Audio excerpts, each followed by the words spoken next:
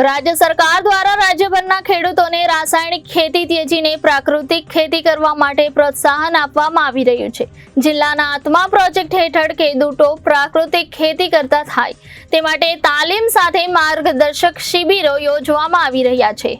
જિલ્લામાં હજારો ખેડૂતો પ્રાકૃતિક ખેતી તરફ વળ્યા છે। તે ખેડૂતની વાત કરીએ તો બારડોલી તાલુકાના મસાડ ગામના ખેડૂત નિલેશભાઈ પટેલ 2019થી પ્રાકૃતિક ખેતી કરીને આંબાની ખેતીમાં સારી આવક મેળવી રહ્યા છે।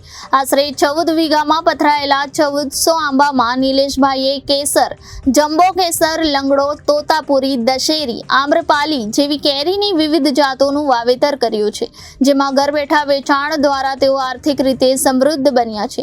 પ્રાકૃતિક ખેતી વિશે વાત કરતા નિલેશભાઈ જણાવે છે કે ઝેરી રસાયણોના ઉપયોગને કારણે પાક, જમીન, પર્યાવરણ અને સમગ્ર માનવ જાતિને થતા નુકસાનથી બચવા અમે પ્રાકૃતિક ખેતી તરફ વળ્યા હતા, જેમાં રક્ષા કવચ, જીવામૃત, ડીકમ્પોસ્ટ, વર્મી કમ્પોસ્ટ જેવી પ્રાકૃતિક દવાઓનો ઉપયોગ કરવાથી અમારી જમીન પોચી અને ફળદ્રુપ થઈ છે। પ્રાકૃતિક ખેતી અપનાવવાથી જમીનની ગુણવત્તા સુધરતા, આંબાને પોષણ સારું મળવાથી કેરીનો પાક, તેનું ફળ અને તેની મીઠાશ વધે છે, જેથી તેની માંગમાં પણ વધારો થાય છે અને તેનું વેચાણ સારું આવવાથી અમારી આવકમાં ધરખમ વૃદ્ધિ થઈ છે।